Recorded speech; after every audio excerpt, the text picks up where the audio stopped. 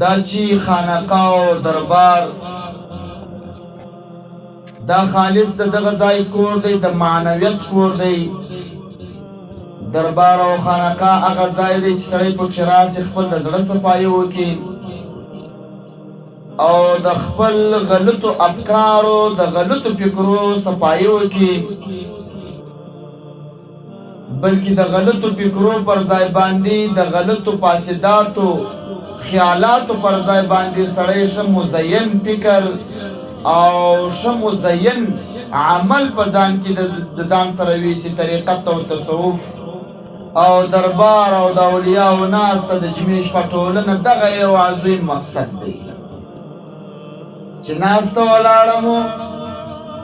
په دې خاطر نه ده چې دنیاوي مطلب دی او یا د شهرت او د نامه لوړوالی پکې راځي، یا خالص دا دی چې زما په زړه کې چې کوم مرضونه دي هغه مرضونه چې ماته علم نسته، زه نه په پوهېږم چې کوم مرض ما په بدن کې سته. خو چې کله سړی دربار او خانقاه ته ولاړ سي، دربار او خانقاه بیا داسې یو مثال لري لکه سړی چې خپل په ځان ته په هنداره کې وګوري. نو هنداره کې چې وګوري هر ځای کې چې عیب وي، هنداره هغه ځای تا ته په ګوته درکوي چې په دې ځای کې عیب دی. همدا د دربار قانون دی. کله چې سړی دربار ته راسي بس غیر اختیاري د سړي په زړه کې دا راوګرځېږي چې یاره د دې دربار په ټولو خلکو کې ته تر ټولو ګناهکاره یې. ټول د الله پاک دوستان دي چې په دې دربار کې راټول دي، راجمع دي، د رب العالمین ذکر او یاد ته راټول دي. خالص ته د الله رب الجلال ګناهکاره بنده یم. دا څه وجې چې سړی دلته پوسي راویښ سي، خالص خپل عیبو ته فکر سي چې زه خو هم د عیبو ډک یم، زه هم هغه څوک یم چې اوس مې خپل عیبونه ولیدل، اوس مې په هنداره کې وکتل. لکه علما او مشایخ فرمایي که یو چا په خوب کې د رسول الله صلی الله علیه وسلم رخسار ولیدی، د رسول الله صلی الله علیه وسلم دیدار یې وکړي، خو د محبوب صلی الله علیه وسلم دا دیدار یې په داسې حالت کې وکړي تا خوب ولیدی چې رسول الله صلی الله علیه وسلم لنګوټه نه ده پیچلې، رسول الله صلی الله علیه وسلم بله سنت طریقه نه ده پر ځای کړې. دا څه معنا د دې خوب معنا دا ده چې رسول الله صلی الله علیه وسلم د هندارې حیثیت لري، خپل ځان دې پکښې لیدلی دی، ستا په عمل کې داسې شیان شته چې تا سنت طریقې پرېږدي. ماسې رسول الله صلی الله علیه وسلم کنایتن اشارتن و دلالتن تا ته دا تصریح وکړه او تنبیه درکړه چې په تا کې د سنت طریقو مخالفت شته. نو یو په هغه ځایو کې چې سړي ته هوښیاري ورکړي او د سړي زړه راویښ کړي، هغه د اولیاو ناسته ده، د دربار او د خانقاه ناسته ده چې کله دربار او خانقاه ته راسي سړی راویښ شي، ولا دا عیب را پکښې دی، دا عیب را پکښې دی، دا عیب را پکښې دی، دا عیب را پکښې دی. لکه امام غزالی صاحب دا د طریقت او د تصوف لوړ امام دی، علما یې په حجت الاسلام تعبیروي. خورا عظیمه څهره د امام غزالی صاحب، خورا د تقوا یو کان دی، هغه شخصیت دی چې هر چا ته د کوچني څه ونیسه، د سپین ږیري څه ونیسه، د تور ږیري څه، د تجاره، د بزګره، د عالمه، هر یوه ته د خپل حالت ذکر فرمایلی. امام غزالی صاحب چې د طریقت او د تصوف امام دی، هغه دا فرمایي تجار باید دا ذکر وکړي شواروز کې، ولی الله چې ټول شپه او ورځ په الله او لا اله الا الله باندې شپه تېرېږي، هغه باید دا وظیفې وکړي او دا وکړي دا وکړي. د امام غزالی صاحب د طریقت او د تصوف په باب کې یو کتاب لیکلی احیاء علوم الدین، د طریقت پر تصوف او د دې طریقت پر موضوعاتو باندې ډېر راغږېدلی او یو عظیمه څهره ده. امام غزالی صاحب یو عنوان لیکلی دی، داسې فرمایي رب العالمین چې یو تاته د خیر اراده وکړي هغه سړی راویش کې خپل پر عیبو باندې که ته په معاشره او په کلي علاقه کې داسې سړی وې چې تا خپل عیبو ته متوجه وې چې ته ودرېږه کومه د سنت طریقه راڅه پاته ده ته ودرېږه د کوم چا بېادبي او بې حرمتي مې کړې ده ودرېږه د قرآن پاک تلاوت راته پات دی که داسې بنده جوړ سوې که داسې امتي جوړ سوې چې تا خپل ځان ته فکر و چې یاره دا عیب را پکښې دی دا عیب را پکښې دی دغه خپل عیبونه چې دې لیدول او خپل عیبو ته متوجه وې امام غزالي صاحب وایي رب العالمین دې د خیر اراده کړې ده دا واضحه خبره ده چې رب العالمین ستا فکر دې ته راواړوي چې خپل په عیبو باندې راضي کړي او د خپل عیبو ته ستا پام راواړوي او ته دې ته تیار او آماده کړي چې ته دغه خپل د عیبو اصلاح وکړې بلکې خوشحاله لا هم سې دا یو عظیمه مرتبه ده چې رب العالمین یو چاته ورکړي اوس خو زموږ ستاسې معاشره کې او کلي علاقه کې یو سړی په ګناه اخته وي یو سړی په منکر اخته وي یو سړی په بدعملۍ اخته وي دومره قدر ته نسي ورته دا مه کوه ولې دی تر هغه لا ځان ګمراه کړي او دا قانون دا د صحابو د زندګۍ خلاف دی دا قانون دا د اولیاءو د حالات خلاف دی دا د اصلي ایماندارۍ خلاف قانون دی ولی د ایمان تقاضا دا ده چې کوم چاته د داسې لار در وښول چې ستا د ایمان زیادت پکښې راتلی قوت پکښې راتلی او تا ته دغه خپل عیب معلومېده یو چا که دغه ستا عیب در په ګوته کوي او یو چا دا تا ته کې په تا کې بېکمالي او د کمالدارۍ لارې در وښول کتابي شرعي او قانوني دا سړی پر تا حق لري چې ته به دعا ورته کوې احسان به ورسره کوې لله الحمد چې په ما کې پلانکی عیب و ده راته فکر کړي چې دا ځای ما اصلاح کوي دا د صحابو قانون هم و دا د تابعینو قانون هم و چې یو چا به عیب ور وښوی ډېر به خوشحاله سو بیا به هغه سړي ته دعا وکړه چې تا ما ته زما عیب را وښوی په دې ډېر درڅه خوشحاله یم تا په ما کې اصلاح راوستل په دې ډېر درڅه خوشحاله یم دا د ټولو اولیاو د ټولو صوفیو قانون دا دی یو ولی الله نقشه دا ده ته که غواړې چې یو ولی الله معلوم کړي چې دا د الله پاک ولی او دوست دی که نه دی داسې عمل چې دغه ولی الله نه یې کړی چې ورته پام کړی دی دعا درته وکړي دعا درته وکړي ښه د زړه د اخلاصه درته ووایي چې ډېر ښه کار دې وکړئ زما دې شي ته یا فکر نه و یا زما څخه پاته سوی و تا مې ورته پام کړه دا د اولیاو خاصه ده دا د اولیاو قانون دی خو زموږ ستاسې د معاشرې زموږ ستاسې د دې اوس نسل د زندګۍ دا قانون خلاف دی چاته که دې وویل چې په پلانکۍ ګناه اخته یې دا مه کوه دی څه درته وایي ته پرېږده د پلانکۍ ګناه خلک تر دې غټې ګناوې کوي ته به ورته وایي چې پلانکۍ سنت طریقه درڅه پاته ده ته وایي پرېږده بابا خلک فرضیات نه کوي اوس د دې پر ځای چې دی په ځان کې اصلاح راولي تر هغه پر تا تنقیدونه کوي او یا دا درته وایي یو چا ته ووایه چې دا بدعملي مه کوه بد اخلاقي په کلي او علاقه کې مه کوه وایي ته پرېږده زه تر پلانکي ملا بالا یم پلانکی ملا په کلي او علاقه کې داسې د بدماش په رقم ګزاره کوي او داسې بدعملي کوي زه تر هغه بالا یم په ملا دلیل درته وایي د دې پر ځای چې ته اوس د ده بدعملي ور په ګوته کې او دی دا خپل سر ګریوانه ته شوال کې چې زه د رب العالمین حضور ته ورځم زه د رسول الله صلی الله علیه وسلم امتی یم او رسول الله صلی الله علیه وسلم 1400 کاله مخکې زما د زندګۍ حالات راته بیان کړي دي چې ګوره که پر دغه لار روان وې دا ستا د انسانیت اخلاق دي دا ستا د کلي او د ژوند اخلاق دي دا د قریب سره اخلاق دي حتی رسول الله صلی الله علیه وسلم هغه مهربان پیغمبر دی چې د بیت الخلا د قضای حاجت طریقه یې لا موږ تاسو ته راښولې ده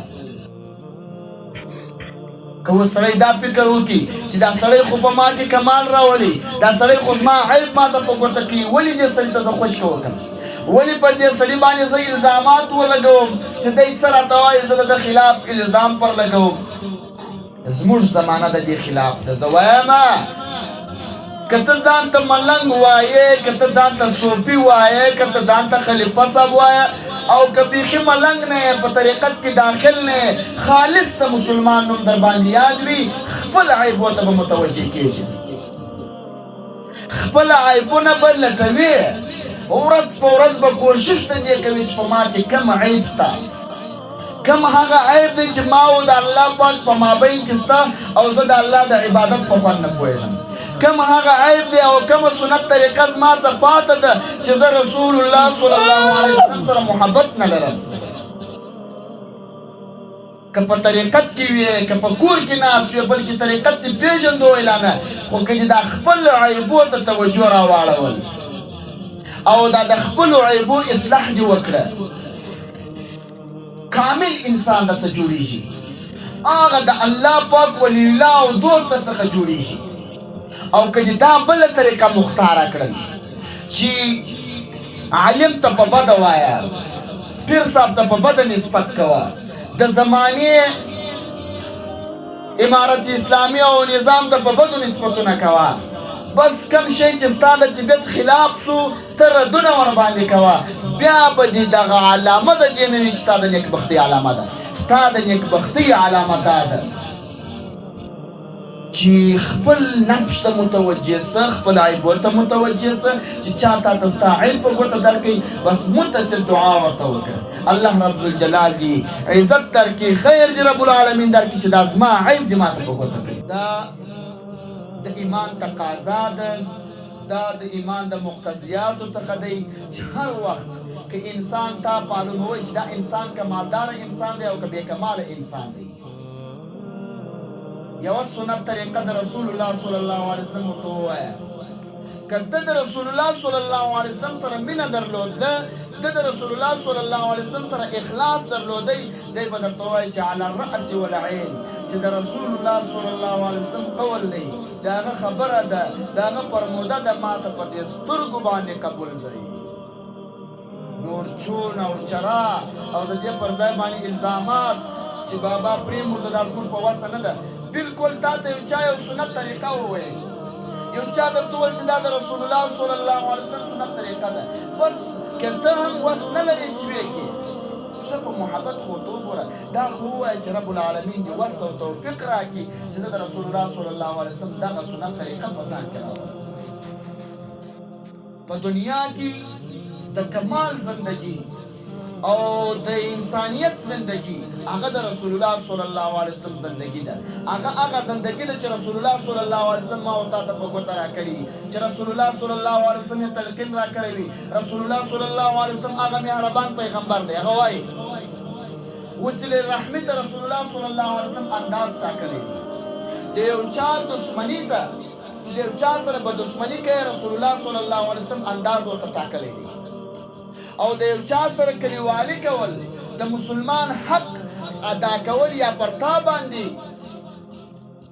یا ستا پر هغه حق باندې وي دې ته جلا رسول الله صلی الله علیه وسلم انداز ټاکلی دی نو کمال انسانیت کمال عقلداري دا د رسول الله صلی الله علیه وسلم په زندګۍ کې ده دا د رسول الله صلی الله علیه وسلم په حلیه کې ده دا د رسول الله صلی الله علیه وسلم په اخلاقو کې ده نو کله چې یو انسان خپل عیبونه لیدوله او خپل په ځان پسې دغه د عیبو اله راواخیسته چې راسه په تا کې کوم عیب دی په تا کې کوم عیب دی په تا کې کوم عیب دی ځان کې چې دغه عیبونه راټولول یو وخت به د الله رب الجلال دوست درته جوړېږي یو وخت به بیا په تا کې کمال اصلاح راځي او که دې دلته په ځان کې عیبو ته فکر لا نه کوئ ځان دې تر ټول کلي او علاقې بد بلئ ښه دې بلئ تر ټوله کلي علاقې دې ځان ښه بلئ بلکې پر بل چا جم اعتراضونه کول بیا دې دا د خیر لار نه ده نو یوازینۍ لار یوازینۍ شفاخانه هغه د دغه مرض دپاره چې په سړي کې دغه مرض دا یو قسم مرض دی د دې علاج پکار دی چې ته په بل چا پسې عیبونه لټوې د بل چا عیبونه در معلوم او د خپل عیبونه در معلوم دي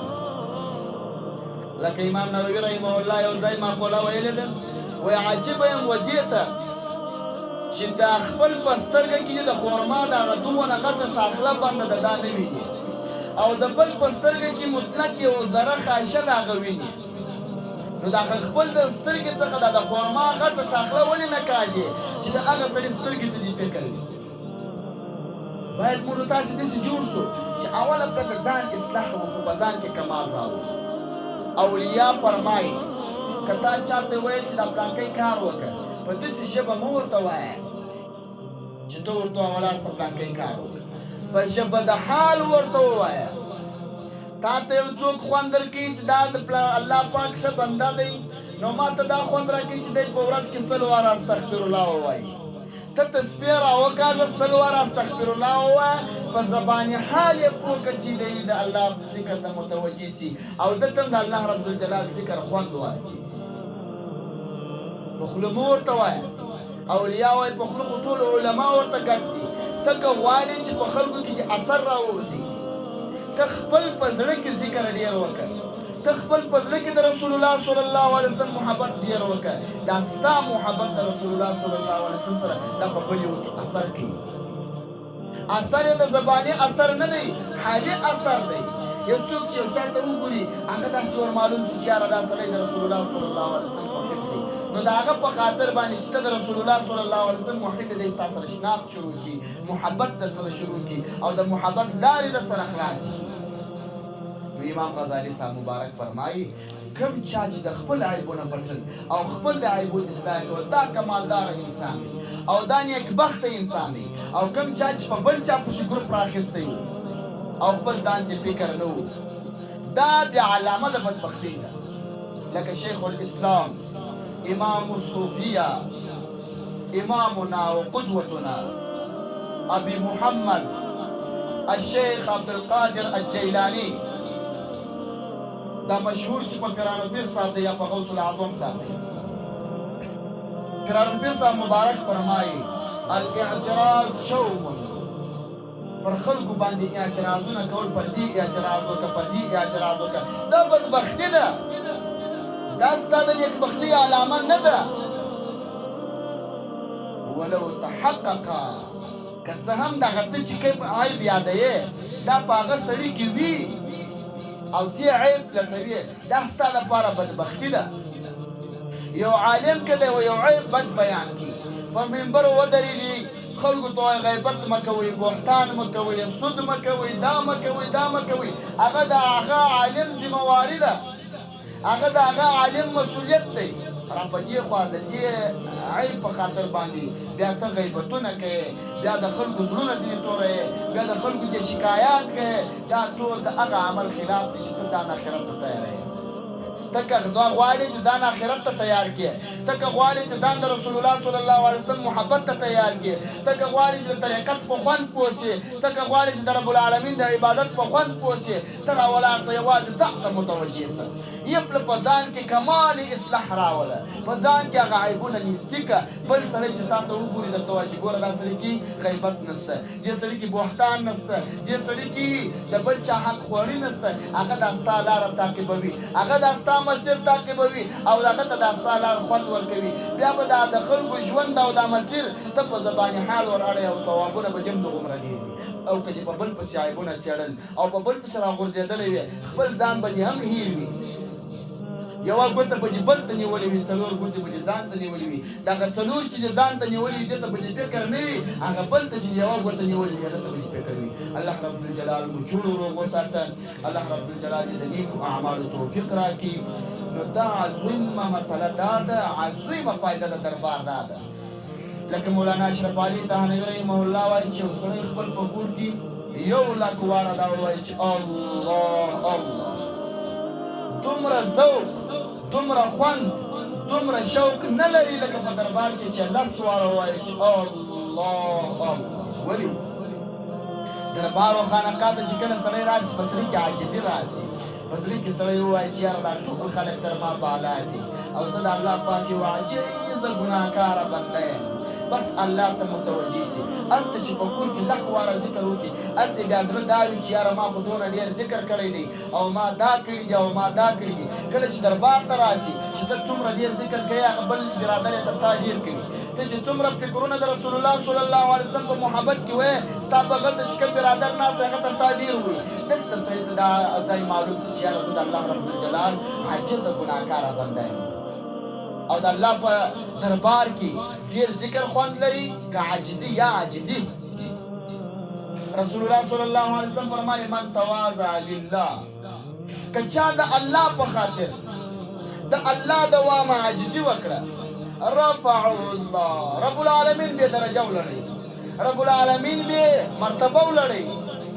نو که غواړي چې مرتبه دې ولړه سي او که غواړي چې د الله د عبادت په خوند پوه سي د بل عیبونه مه لټوه خپل په عیبو کې راګیر سه او خپل په ځان کې کرار اصلاح او کمال راوله نو یوازینۍ لار د دې چې سړی خپل عیبو ته فکر کوي هغه دربار او خانقاه چې څومره ډېر ورته راځي هغونه د خپلو عیبو ته فکر کېږي ولا دا عمل نه راپکښې دا په کرار یعنې په 2 میاشتې کې یو سړي کې 300 سنت طریقې راسي